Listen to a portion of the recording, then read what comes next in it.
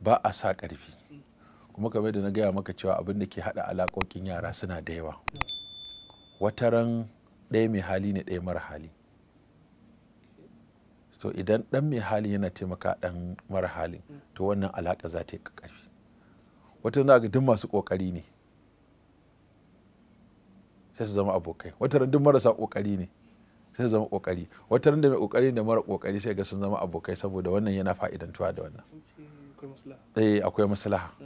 Wataran ɗaya ne yake amfanuwa da ɗaya, ko ta hanyar iyayensa masu arziki ne ko yana wa ɗayan alheri sai wannan alaƙar ta.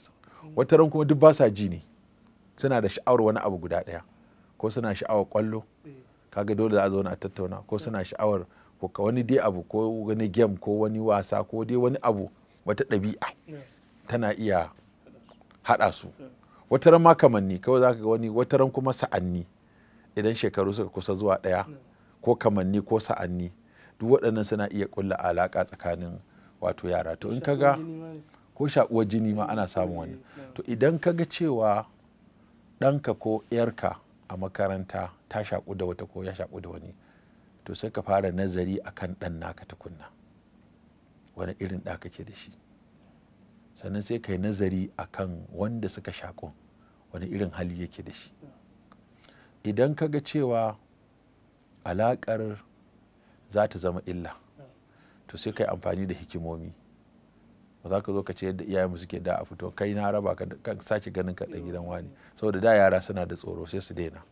Amma yanzu sai ka yi amfani da hikima da azanci da wayo wajen rushe ma yaro wato alaƙarsu da wancan, da canza masa alƙibla game da ya rabu da irin wannan abin da kansa.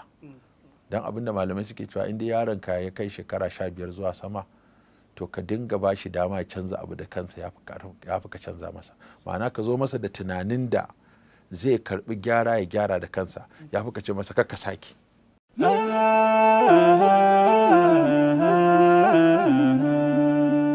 Haske mai leƙa gidan kowa Afirka TV. TV3 tafarkin rayuwa.